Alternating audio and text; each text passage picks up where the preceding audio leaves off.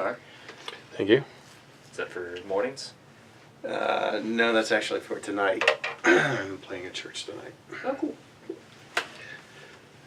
So, what would be good use of our time today? I think the things that are on my mind, I've got, in theory, I say in theory because I told my mom it depends on if I can make it out there. I'm supposed to go meet with her, my sister, and my sister's counselor. And apparently she has, at some point along the way, at least from her opinion, diagnosed her with having autism in some way or shape or form. Mm-hmm. Which I believe is good news in the sense of like that helps me frame how I talk and what I can do and all that stuff. I think the thing about that gives me anxiety is it's amazing how this family meeting happens to be called, now that a baby has shown up after months of not having one. And two, I think trying to, after having talked about being cool with stuff that's not in my control, what happens when we go to this and if Erin just walks out because she's told she has this thing again and doesn't want to deal with it, and what that looks like. So it's made it easier with, like, Erin hasn't met Michaela yet, but she was really happy over Skype to introduce Michaela to the cat. And so I was able to not be upset about that because, like, well, that's a thing. Let that go. But I think I spent a lot of the past few weeks just not thinking about that particular part of my life, and so it's gonna kind of smack me in the face here in a couple hours. And Yeah. It's interesting. Bowen has a theory on shockwaves, basically what it is, which is that if there's something momentous that happens in the family, such as a birth or a death, that shortly thereafter, or within 6 months or so, something else happens. If there's a death in the family, sometimes a few months later there might be a birth or a pregnancy or something like that. Mm-hmm. Or, if somebody has a car accident and dies in a car accident, sometimes a second accident will occur. So it's just an interesting thing. I don't know that I find it all that helpful, but it's just an interesting phenomenon, I guess. It's an interesting phenomenon. So maybe at some level, your mom and your sister are anxious about your baby and the time that you're going to be, and you already are devoting to that, and this is an effort to kind of rein you back a little bit. That's sort of what I was preaching about. Yeah, I was gonna say it was funny when you were preaching about it. I was like, that's a thing. And yeah, I think it's one of those.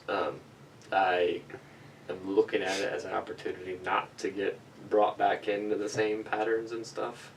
But in that was kind of running through my head this morning, like what are my responses going to be?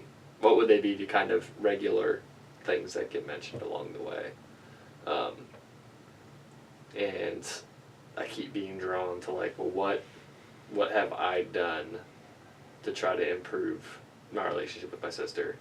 And I'm drawing a pretty solid blank on that over the last few months. And it's that whole like, well, it's also not all up to me, but I'm also not putting a whole lot of effort into it. But I'm also like kind of going back and forth on like what is the right amount of effort in that. Probably if I feel pretty sure that it could be more, that says something. But also knowing the times, invite Erin to come over to be a part of some kind of family function, like she doesn't really want to do that. And so how far out of the way do you go to try and communicate, in efforts of trying to live outside of old patterns, and at what point is it, I think we talked about in class, I'm going to choose not to be anxious about what's going on with you. And I guess I think I'm having a hard time reconciling those family origin things with what my sister is struggling with. And obviously mental health is a very complicating factor in all of it, and just not quite being clear on what, not that there's a perfect solution, but what's the most healthy thing for us to try to do. Yeah. Yeah, I would imagine, I don't know, but I would imagine that, but she's heard the autism. She just gets Diagnosed. mad, yeah. Okay. Yeah. Right. Well, I would imagine that, yeah, I can understand that, to hear that there's some limitation, to what I can choose and what I can't choose. Mm-hmm. Yeah, that would be frustrating, I think, to anybody out there. I can't imagine being autistic, so I don't know Sure. exactly, but yeah, if she's able to process and hear that information, I can imagine that she gets upset by it. Mm-hmm.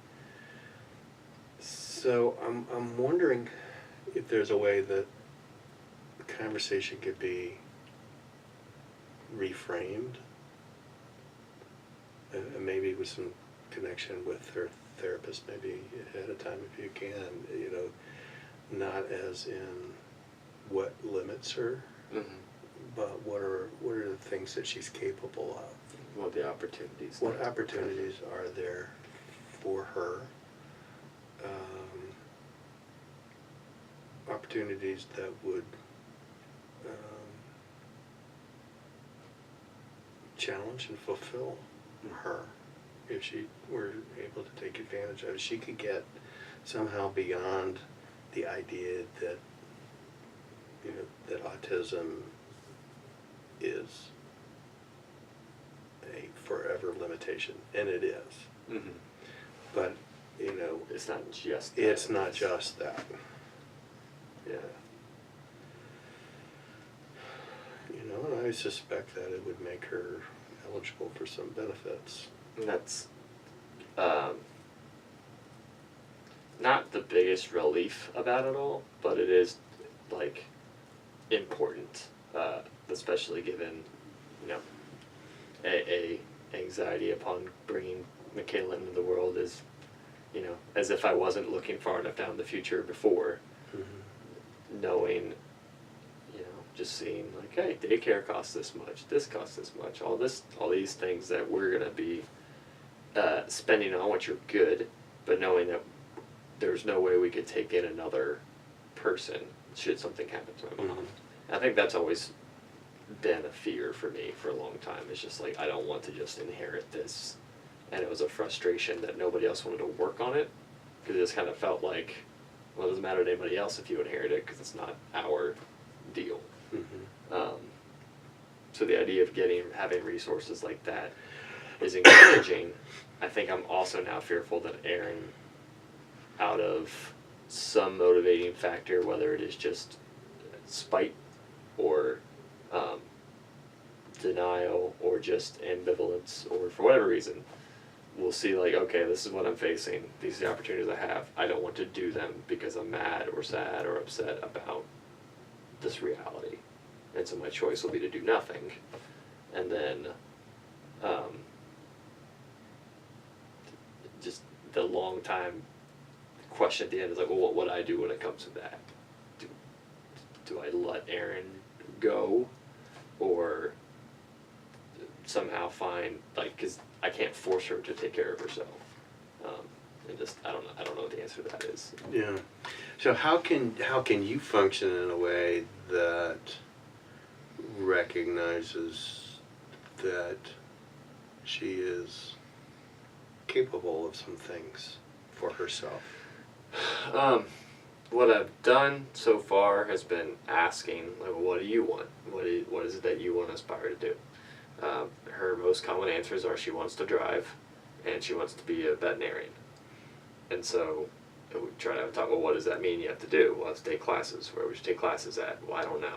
Well, here's where you can go take classes, but it means you have to move to this place. Okay. Like, and we get stuck there. At least I get stuck there. I don't know how to coach, or I can't really because I'm a brother and that's different. Yeah. And I reckon that well, I guess I'll find out today how far, if anywhere, that she's moved in that. But that's what I've done to try to show her the agency and tell her, like, look, I think you're a capable person, that's why I'm asking you to do these things. Which doesn't really change the times they get done or anything like that. I think from my, if I were to be removed as a family person is looking at it, there's a lot of apathy for where she's at, that this is just how my life is and I don't know how to change it, so I'm not going to. Sometimes it feels like she sets these lofty goals as a means of, like, well, I know I can't reach them, but at least now I have an answer. Almost like she's stuck with the dream she had when she was a teenager or something like that. Okay. So I wonder, she's probably gotten very used to you responding in a certain way Mm-hmm. to that kind of apathy or that kind of stuckness. Mm-hmm. And, I wonder if there's a way you can break that log jam, at least on your end, to be able to say, and I wouldn't even, if she says veterinarian and I want to drive, okay, which of those two might be the more achievable? Mm-hmm. Driving. Yeah. Okay, well, let's talk about driving. And I don't care whether you drive or not. Okay, but if it's valuable to you, then I'll assist you. But it's no pun intended. You're in the driver's seat Mm-hmm. with that. That's funny because there was that idea and the other one was like, or I could just say, like, none of us are going home until we know what our plan is. So how can it. you give her more of the responsibility? And whether she takes it or not is not going to I think that affect you the way that it affects you. yeah.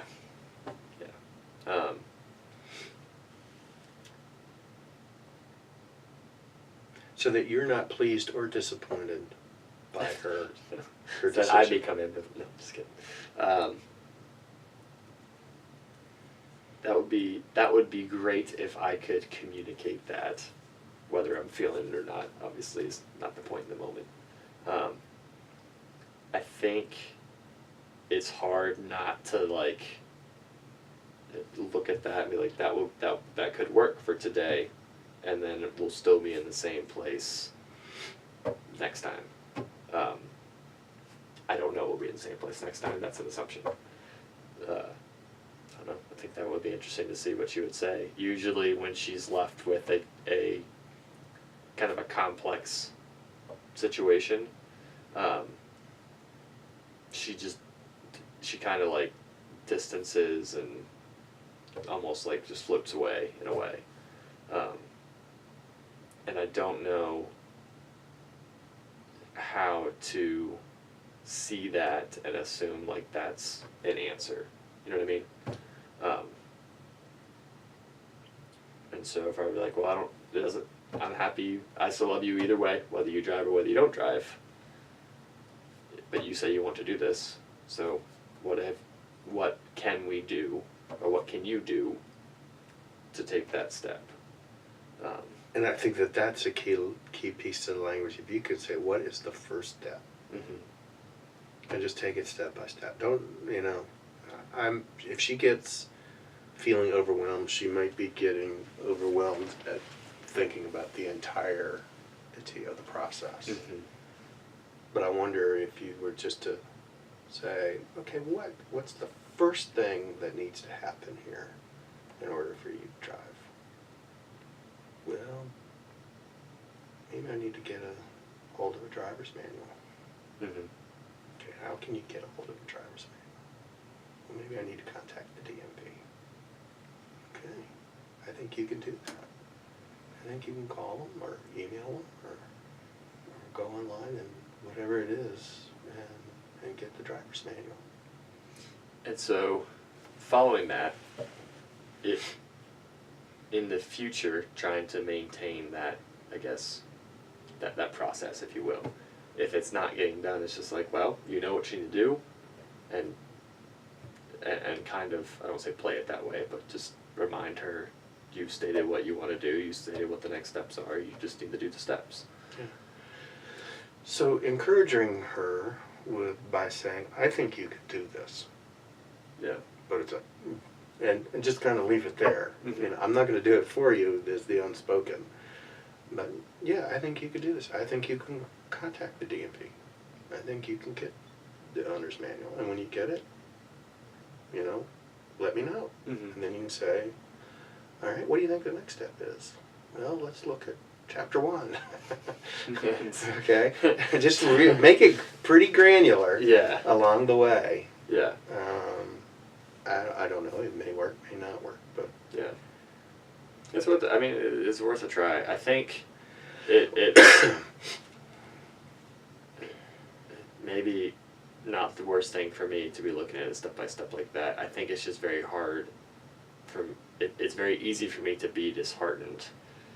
The thinking, I guess we've been into the counseling part of our family adventure for 5 years now, and like we're still talking about going to get a driver's license, and I guess it's just that inaction and the feeling like, okay, 10 years from now I'm gonna have Michaela and possibly more kids, and we'll still be talking about getting a driver's license, and where's Aaron living at this point, and so it's hard to turn off that anxiety enough. I guess not turn off, but like, what's the thing where you have a boat on the river and you push it away? that kind of thing to the anxiety until it blows back long enough to hear Aaron and respond that way without feeling like I'm enabling the whatever it is. and I guess that sounds like the key for you is, you know, there's a certain amount of responsibility that you're always going to have. Yeah. Right? But how can your responsibility be less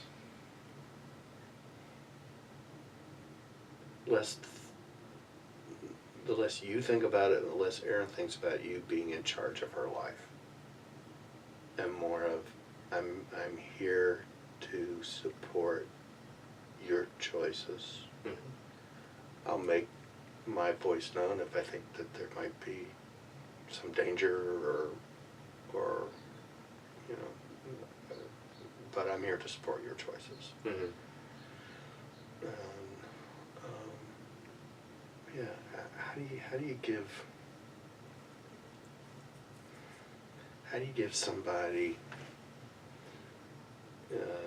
even somebody with autism, the responsibility to manage their own life as the best as they can,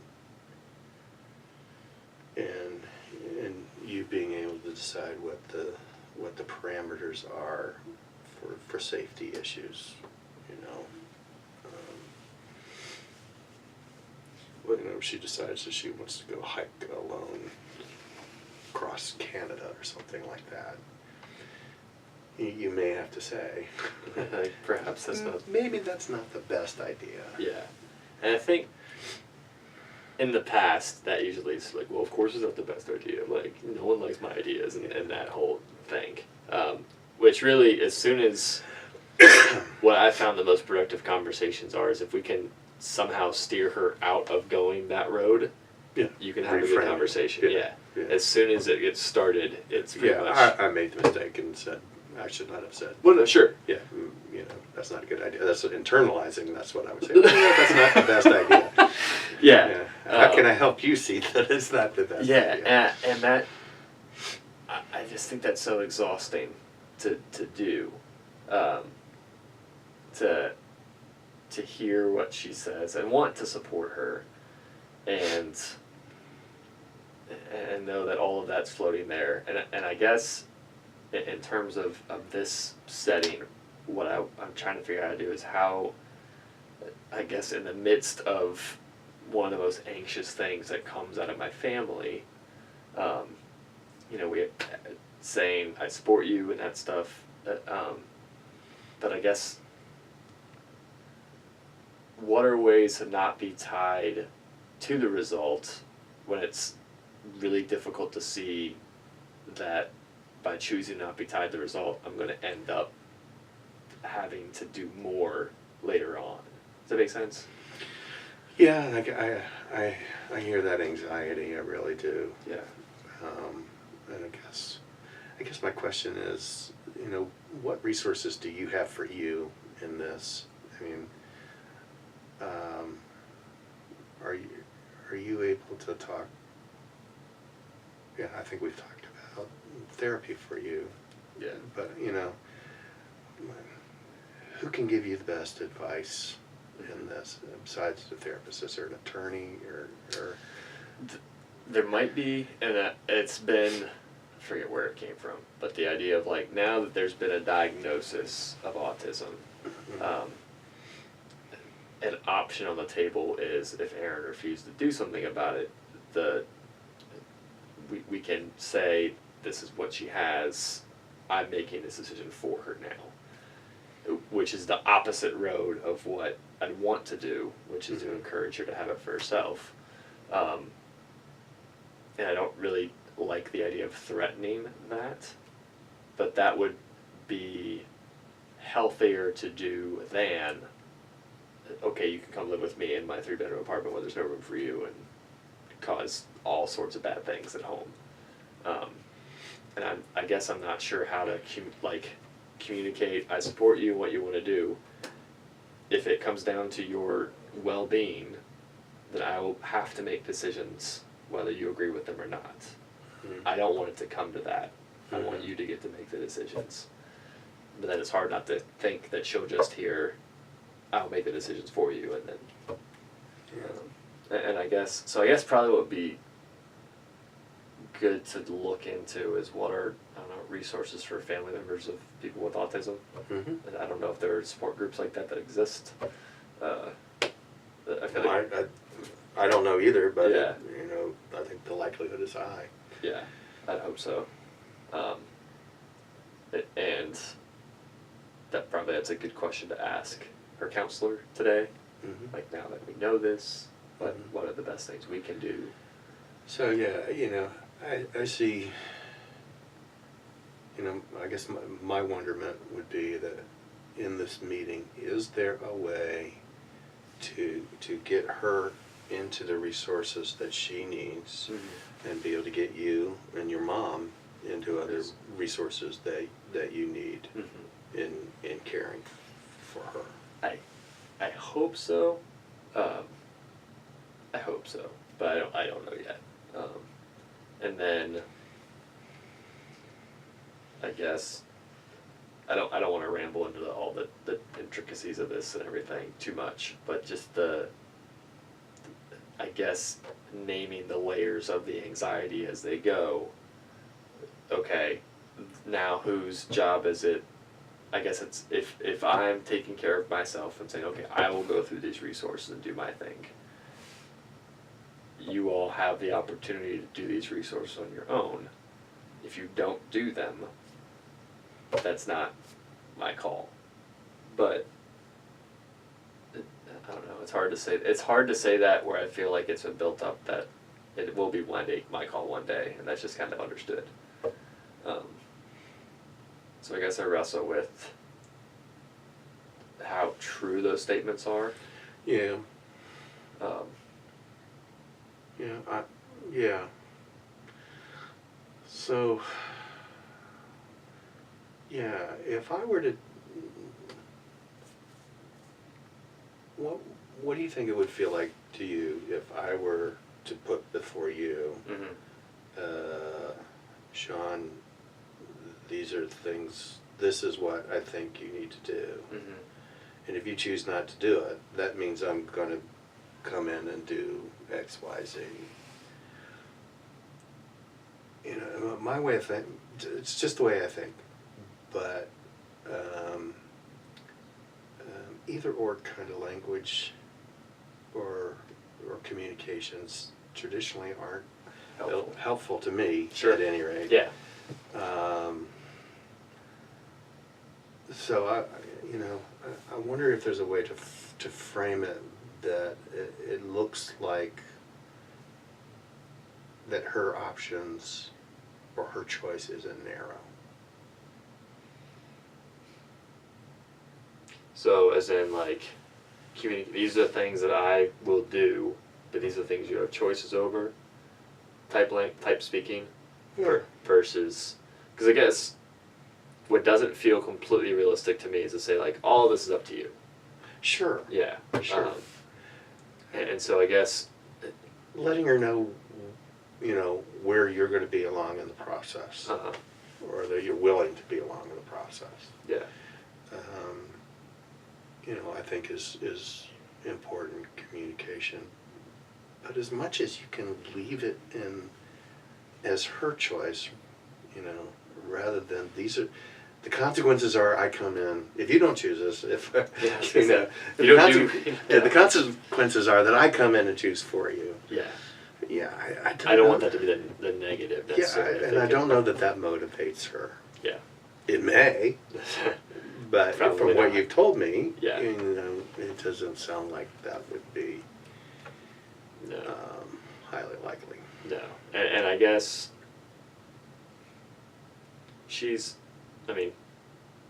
I know I'm challenged, period, because she's my sister. Yeah. I think knowing the hurt she has from everything that's gone in the last, we'll say, decade at least, is hard. And I think there are probably resources to be able to look for, I assume if this counselor who takes Medicaid says she has signs of autism, that's about as official as I'm going to get along the way. So someone with autism who's also depressed, like what does that do? And how do you even begin to bring healing to that when are the stages of depression? Or is it stage of grieving, I guess? Well, there's stages of grieving, but there's stages of depression such as, like stages of cancer. There are various levels of it, from severe clinical to mild. And I guess the other thing that I would wonder is how, if she's affected by the events surrounding your father's death and everything that's happened since then, and it's, she's depressed or she's sad. I wonder how you can hear her sadness over it. I probably haven't spent much time hearing it, because I know there have been times where I've been like, I'm sad too, I miss him too, on and on and on, and then I don't think I ever really leave. I don't let the conversation end there. There's always a but or an and. Yeah. And right. Another step afterwards. Right. Which is not allowing her to grieve, in one sense, even if it feels painstaking, like, okay, it's been 7 years, and I know you can't rush grieving. We still have to function at some point. So yeah, I don't know if she's ever been told it's okay to still be sad. Yeah. Yeah. I mean, yeah. Yeah, I mean, if there's been a pressure on her to stop feeling the way she's feeling, I mean, I don't know, I'm just theorizing, maybe that contributes to her stuckness. Yeah. I'll trip over myself if like saying that, and suddenly it's just like, oh, okay. No, it feels. I know that's not how it works, but just like that.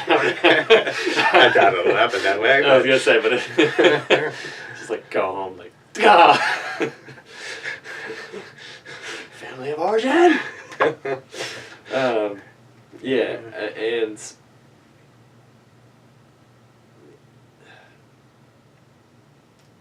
I know I definitely am struggling with just how this process is going about, because I think underneath all of it is I don't feel like I get to be in that way. Like, I don't get to take that time. I don't get to, the word that often comes to mind is wallow, whether that is fair or not.